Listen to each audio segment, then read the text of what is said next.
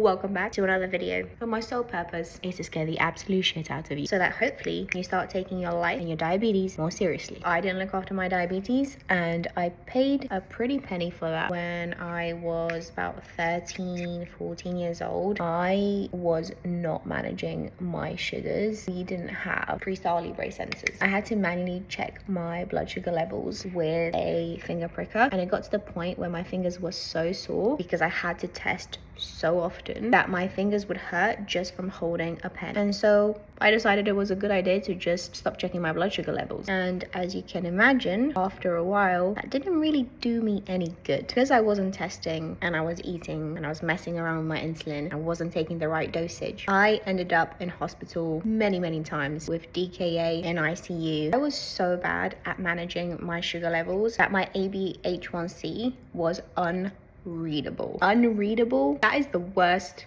of the worst of the worst. Let me tell you the effect of having such bad sugar levels. First of all, you're gonna feel extremely tired, exhausted actually.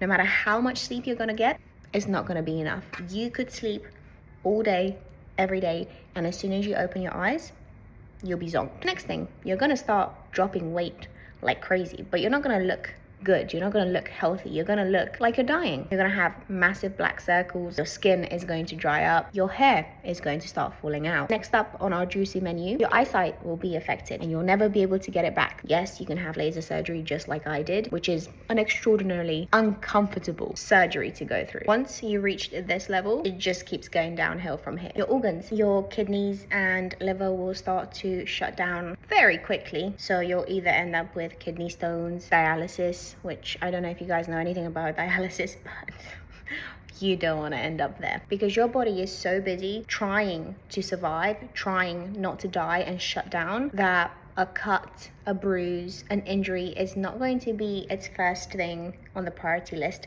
to fix, which means you are more prone to infection. So all of a sudden you go from having a small innocent cut to something that becomes much more dangerous and life-threatening. So take it from me, from someone that's been in that position, you don't want to end up there. I'm gonna end this video on a positive note and tell you that what I just said doesn't need to happen. And you can live a pretty normal, amazing life. And that is my goal for you. I'm trying to be cruel to be kind. At least that's what my mum used to say to me. So I want this space to be a safe space for us to share and help each other out, because diabetic to diabetic, you're the only person that's going to understand me, and I'm the only person that's going to understand you with what you're going through.